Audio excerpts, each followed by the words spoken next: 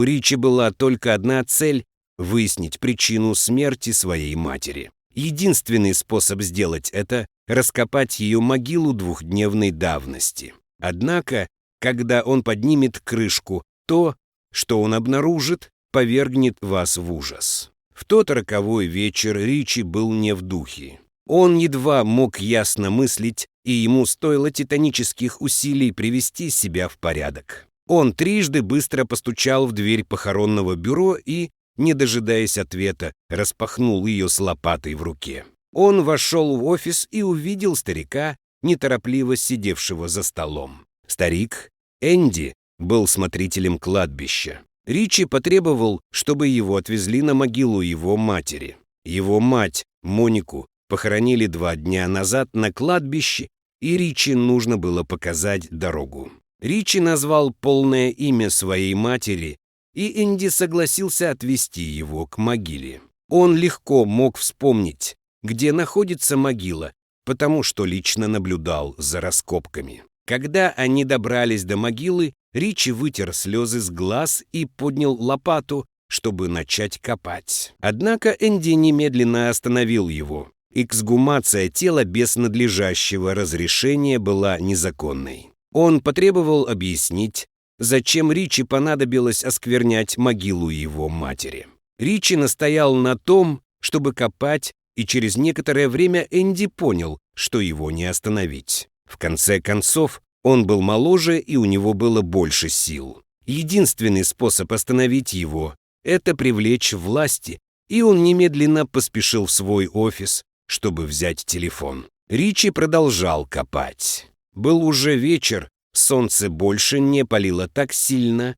что он мог работать быстрее. Кроме того, могила была свежевырыта, поэтому земля была еще мягкой, и ее было легко выкапывать. Когда лопата снова и снова ударялась о мягкую землю, он весь кипел от злости.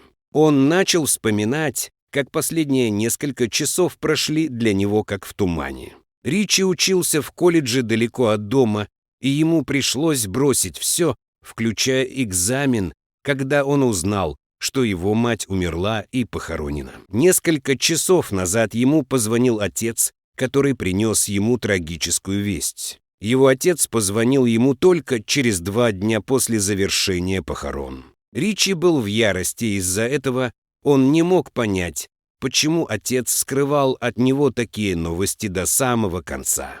В результате он так и не смог попрощаться со своей мамой. Слезы наполнили его глаза и затуманили зрение, но он не остановился, пока его лопата не ударилась о твердый гроб. Он тут же отбросил лопату и уже собирался вскрыть его, как вдруг воздух наполнился воем сирен. 2 полицейских поспешили к нему, и прежде чем он успел что-либо предпринять, его повалили на землю, а руки сковали наручниками за спиной. Энди появился позади них с телефоном в руке и извиняющимся взглядом, когда он повернулся к Ричи. Он чувствовал, что у него не было другого выбора, кроме как сообщить о сложившейся ситуации.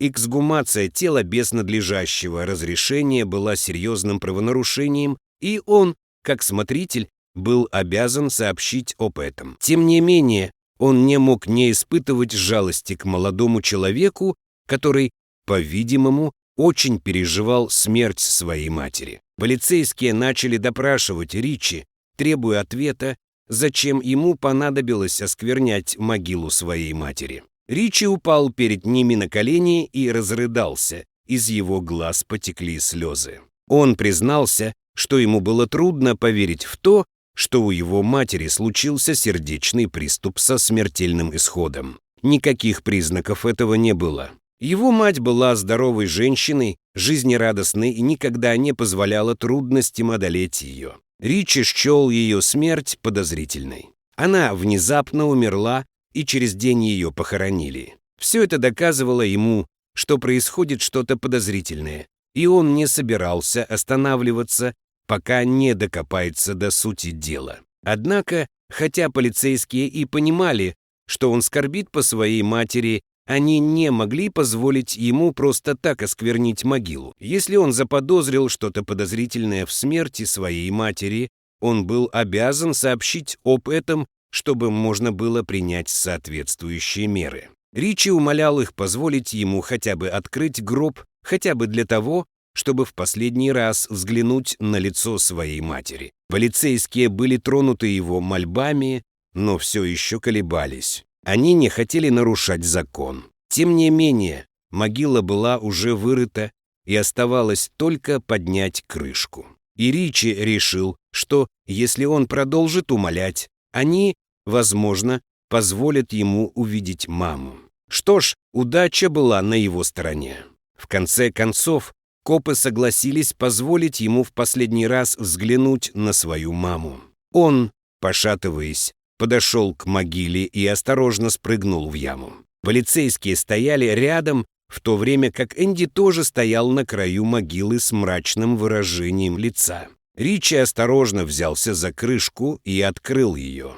Раздалось тихое шипение, когда из гроба вырвался воздух, и затхлый воздух ударил ему в ноздри, когда он открыл гроб до конца. С тяжелым сердцем он посмотрел на лицо своей матери. Она выглядела такой умиротворенной даже после смерти, и это разбило ему сердце. Переполненный эмоциями, он взял ее за руку и сжал ее. Затем он напрягся, когда в ответ получил пожатие. Внезапно его мать вздрогнула, и ее глаза распахнулись. Ее пересохшие губы приоткрылись, когда она втянула воздух. Офицеры и смотрители вокруг него потрясенно ахнули, в то время как глаза Ричи вылезли из орбит, когда он уставился на нее сверху вниз. Его мать была жива. Полицейские немедленно вызвали по рации скорую, и она была доставлена в больницу для оказания неотложной помощи. Ричи доставили в участок для дачи показаний. Он не мог понять, как его мать оказалась похороненной заживо или как врач подтвердил, что она мертва, хотя на самом деле это было не так. Все, что с ним происходило, было просто странным, и он с трудом мог это осознать. Но самым важным было то, что его мать была жива.